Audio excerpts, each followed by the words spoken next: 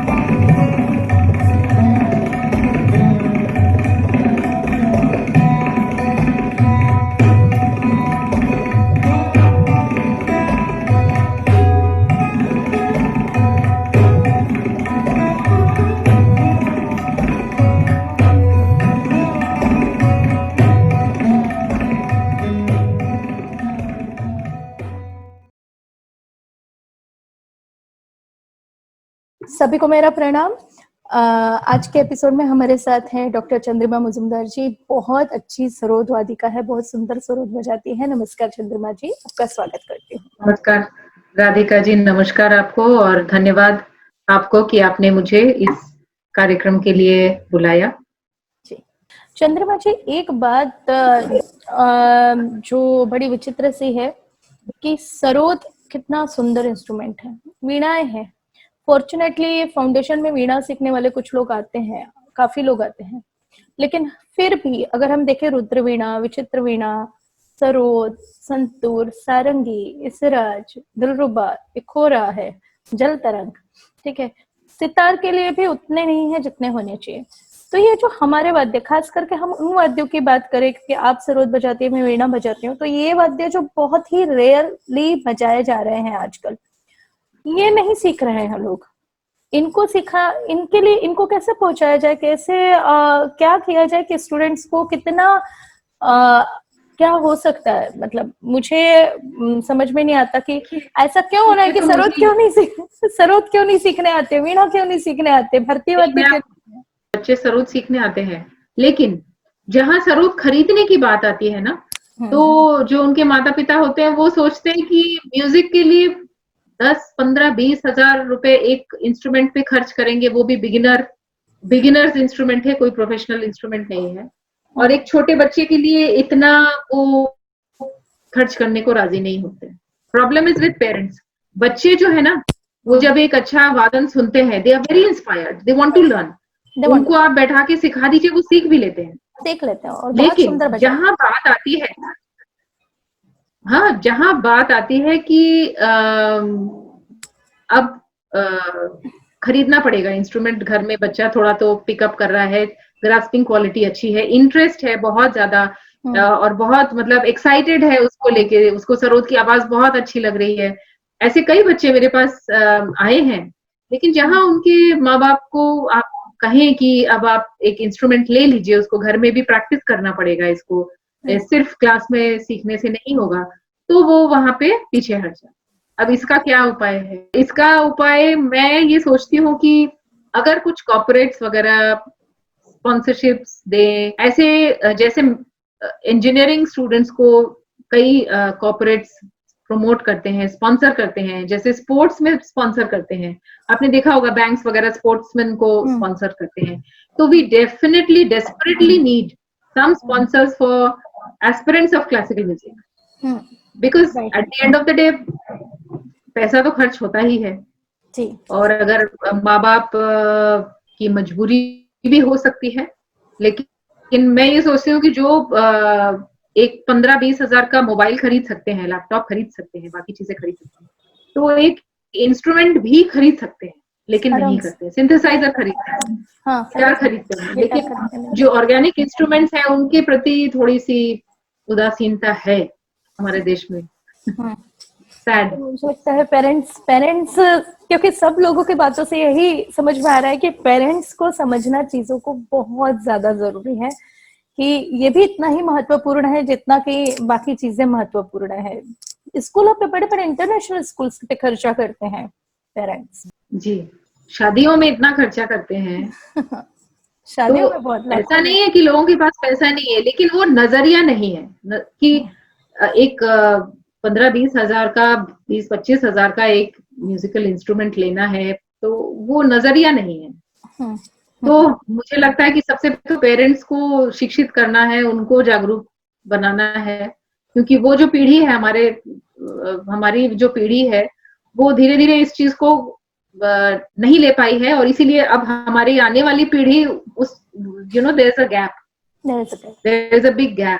क्योंकि आप देखिए हमारे समय में जो फिल्में भी होती थी उनमें शास्त्रीय संगीत पर आधारित गाने होते थे, तो जिसने कई सारे लता मंगेशकर के बहुत सारे अगर गाने सीख लिए, तो उसको शास्त्रीय संगीत तो कुछ ना कुछ आ जाएगा, आ जाता था, आ जाएगा, उसका कम से कम फ्लेवर आ जाएगा, 3 ताल का ठेका तो कम से कम आ जाएगा, कुछ राग भी आ जाएगा, यमन ध्यान डेफिनेटली। तो एक आवाज लगाने का जो तरीका है वो आ जाएगा शास्त्रीय संगीत का। मतलब हालांकि लाइट में फिर भी वो डाइल्यूटेड है, लेकिन अभी जो गाना है, अब हम बहुत उससे दूर चले हैं। अब वो बहुत ज्यादा इसमें आज कि फिल्म म्यूजिक में बहुत ज्यादा डिजिटल साउंड बहुत ज्यादा आ गया है, बहुत ज्यादा ऑर्गेनिक साउंड नहीं सुनने को मिलता है। एक खड़ा सितार आपको नहीं सुनने को मिलेगा, एक खड़ा सरोद नहीं सुनने को मिलेगा, लेकिन पहले ये जो होते थे उसमें फ्लूट बाकायदा एकदम इंडियन फ्लूट जो है, अभी जो फिल्म्स में बज रहा है वो इंडियन के अलावा बहुत और फ्लूट्स बज रहे हैं। So you know that sound is lost, जो ऑर्गेनिक साउंड इज मिसिंग, और I mean it has been replaced by this digital sound. तो वो एक गैप होता चला जाता है। तो अभी जो हमारी पीढ़ी के जो लोग हैं वो वही डिजिटल साउंड, वो आर डी बर्मन के बाद से वो जो साउंड सुनते आ रहे हैं ना, तो now they are used to that sound. अब उनको वो सितार, सरोद, वीणा, ये जो साउंड है, अब ये साउंड उनको अट्रैक्ट शायद नहीं करती, और इसीलिए वो अपने बच्चों को भी नहीं वो चीज दे पा रहे हैं या उनको प्रेरित नहीं कर पा रहे। हाँ, ये भी एक कारण हो सकता है। दूसरा मुझे जो लगता है वो ये लगता है कि ट्रेंड के पीछे आजकल जाने की बहुत ज्यादा वो है, फैशन जहाँ है, सब लोग जो कर रहे हैं, इनका बच्चा ये सीख रहा है, ये जो, और सो कॉल्ड जो प्रभाव पड़ा है हमारे ऊपर, एक मानसिकता हमारी बदली है कि ये जहाँ हमें अपने आप को फॉरवर्ड दिखाना है, मॉडर्न दिखाना है, तो विदेशी इंस्ट्रूमेंट, उनका तरह का सारा चीजें एडेप्ट करना अच्छी बात है, पर कितना, ये कारण भी बहुत महत्वपूर्ण है। बिल्कुल। अब मैं वही गोइंग बैक टू फिल्म्स, आपने पहले की फिल्म्स में देखा होगा कि कभी कभी किसी रईस के ड्राइंग रूम में सितार सजा हुआ रखा होता था, फिल्मों में ऐसे दिखाते थे। या जो हीरोइन होती थी वो भले उल्टा ही सितार लेके बैठे, लेकिन वो कुछ एक ऐसा शॉट उसमें कभी होता था कि वो हाथ में सितार लेके बैठे। आज के किसी फिल्म में आपको अगर ऐसा दिख जाए कि जो नायिका है वो सरोद लेके बैठी है या सितार लेके बैठी है, it is just not there. अच्छा, जो बच्चे सरोद सितार सीख भी रहे हैं, अब वो जाके अगर अपने साथियों को बोलें कि भाई मैं आज सरोद की क्लास में गया था या मैं ये बंदिश सीख के आया हूँ, सो दे आर लाफ्ड एट, उनकी हंसी मजाक उड़ाई जा रही है, उनकी हंसी मजाक उड़ाई जाती है। और गिटार और ये सब, this is more in because you see the film hero in films playing a guitar at the most flute.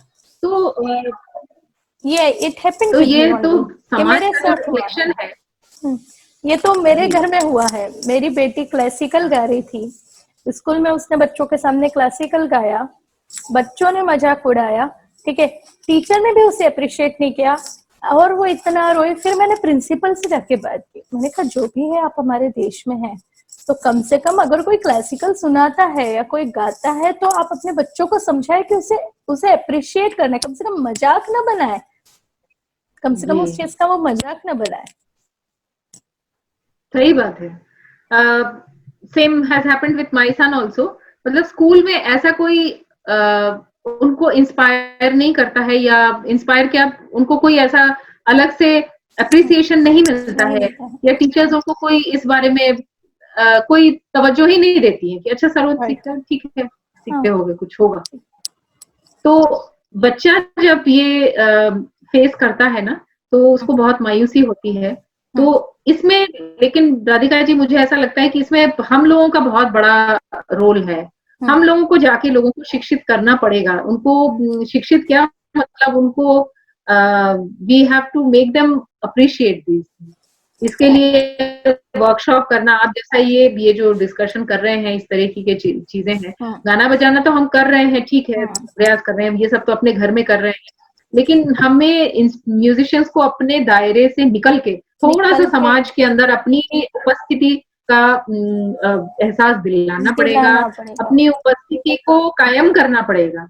हम ना जैसे एक कोने में पड़े कहीं पे जहाँ किसी की नजर नहीं पड़ती, और हम चाहते भी नहीं कि कोई ज्यादा हमें देखे, कोई दुनिया अपनी रहे, हम अपने रहे। तो ये है, ये जरूरी भी है, ये हमारे कला के लिए जरूरी भी है। लेकिन इस कला को जीवित रखने के लिए अब ये भी समय आ गया है कि हम थोड़ा सा समाज में निकलें, जहाँ ये चीजें नहीं है वहां हम घुस के इन चीजों को डालें, इनको इंट्रोड्यूस कराएं। जैसे स्कूल में अगर ऐसा कुछ है, ऐसी अगर प्रतिक्रिया बच्चे के प्रति किसी टीचर ने दिखाई है, तो बिल्कुल ये एज अ पेरेंट ये फर्ज बनता है आपका कि आप जाएं और इसका विरोध करें। विरोध ना करें तो कम से कम उनको ये बताएं कि हमें बुरा लगा है और ये नहीं होना चाहिए। They have to be taught what is the right reaction to it. उनको नहीं पता, उनको नहीं उनको पता। उनको यही नहीं पता कि अगर कोई बच्चा हमसे आके कहता है कि मैम मैंने आज एक यमन की बंदिश सीखी है जो कि बहुत पुरानी है, तो टीचर को तो यही नहीं पता कि इसको रिएक्शन क्या देना है, रिएक्शन क्या देना है, यही समय टीचर है। को नहीं पता, तो शी जस्ट इग्नोर्स, या may be not willfully, that she doesn't want to humiliate the child or she doesn't want to discourage the child, but simply she doesn't know how to react. Right, Because simply she doesn't know how important this is. So Right. we have to go and educate these people that Right. look, when a child in your school is showing exceptional talent, when your child is even coming and saying that look, I am learning classical music, he or she needs to be encouraged maximum, to the maximum possible limit, because right, it's very difficult. It takes a lot to get a rag correct, to get a bandish correctly, to get a taan correctly.